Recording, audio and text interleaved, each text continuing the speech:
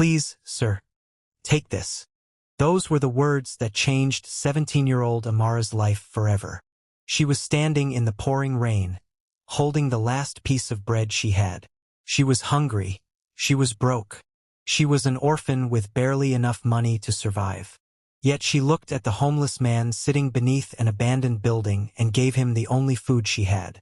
What Amara didn't know was that the man wasn't homeless. He was a billionaire, and he had been watching her. But why? Why would a billionaire dress like a homeless man and sit alone in the rain?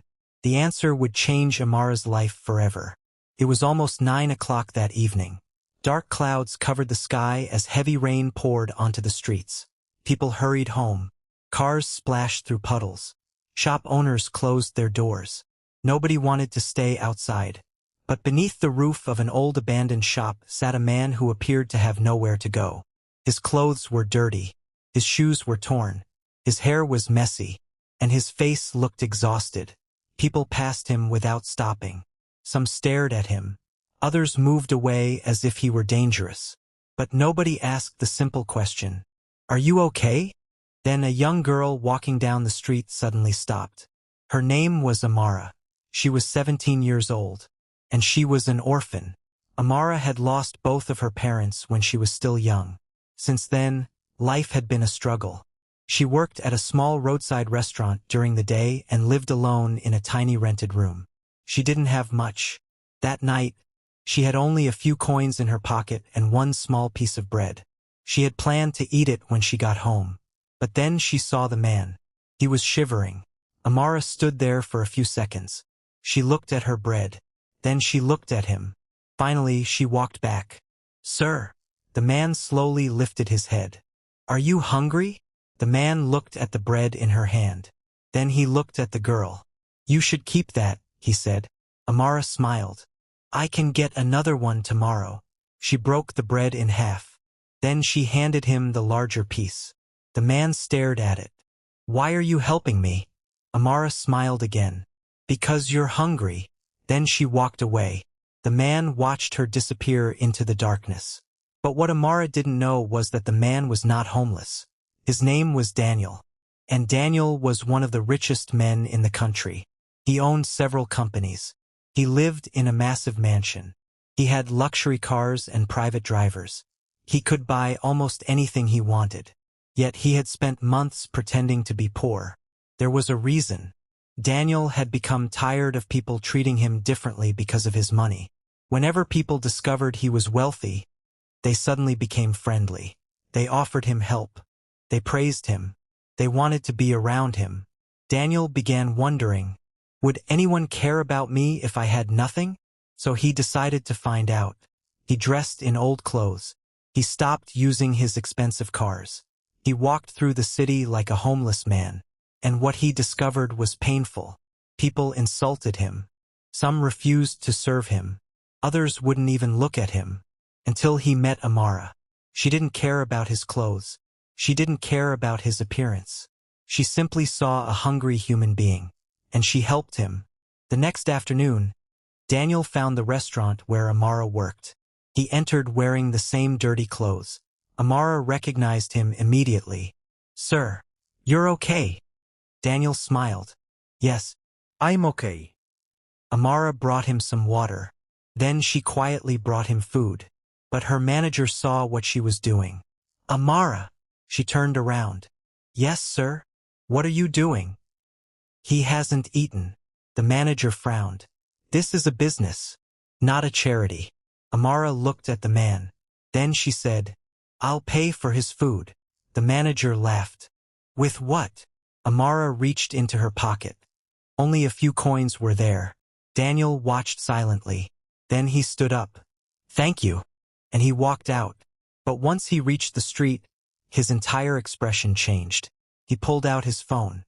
"I want everything you can find about that girl," he said. The next morning, Daniel received a report. He read every page. Amara was an orphan. She was struggling financially. She worked long hours. She was trying to continue her education. She barely had enough money for herself. Yet she had given food to a stranger. Daniel stared at the report. For the first time, he realized something. He had billions of dollars. But this girl had something he couldn't buy. A genuinely kind heart. A week later, Daniel decided to reveal his identity. Several expensive cars arrived outside Amara's workplace. People began gathering around them. Then a group of men in expensive suits entered the restaurant. And behind them walked Daniel. But this time he looked completely different. He wore a black designer suit. His shoes were polished. His appearance was that of a powerful businessman. Everyone became silent. The restaurant manager recognized him immediately. "Mr. Daniel?" Amara looked confused. Then she recognized his face. "You?" Daniel smiled. "Yes, Amara." She stared at him. "You're the man from the street." "Yes. But..." She looked at his expensive clothes. "You're rich." Daniel smiled. "I'm a billionaire." Amara couldn't speak. Then she finally asked, "Why did you pretend to be homeless?" Daniel looked at everyone in the restaurant. "Because I wanted to discover who would treat me with kindness when they thought I had nothing." Then he looked at Amara. "You didn't know who I was. You didn't know I had money. You didn't expect anything from me. You only saw someone who was hungry." Amara's eyes filled with tears. Daniel reached into his pocket and handed her an envelope. She looked at him. "What is this?" "Open it." Inside was a letter. Daniel had paid for her education. He had arranged a new home for her. And he had created a scholarship program for orphan children in her parents' memory. Amara began crying. "But I only gave you half of my bread." Daniel smiled. "To you, it was half a piece of bread." He paused. "To me, it was something much bigger." "What?" "Proof that there are still good people in this world." Amara couldn't stop crying. For years, she had believed that because she was an orphan and poor, nobody cared about her. But one small act of kindness had completely changed her future.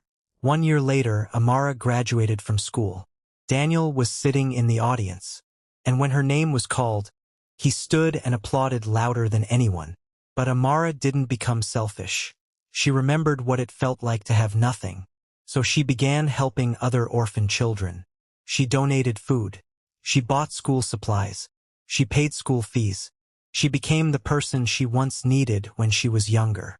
After her graduation ceremony, Daniel approached her. "Amara."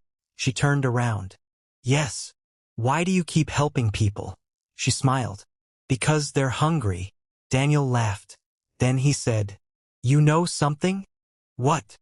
"I thought I was looking for someone worthy of my money." Amara smiled. "And what did you find?" Daniel looked at her proudly. "Someone richer than I am." Amara laughed. And at that moment, she realized something important. Money can buy houses. Money can buy cars. Money can buy luxury. But money cannot buy a good heart. Amara had almost nothing. Yet she gave. And because she gave when she had little, she received something far greater than money. She received an opportunity to change her life and the lives of many others. So remember this, never underestimate the power of kindness. You don't have to be rich to make a difference. Sometimes the smallest thing you give can mean everything to someone else. A meal, kind word, a helping hand, a simple act of compassion. You may never know how deeply your kindness can change someone's life. And you never know who the person you're helping might become.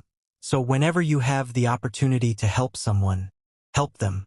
Not because you expect a reward, but because kindness is one of the few things in life that becomes more valuable the more you give it away.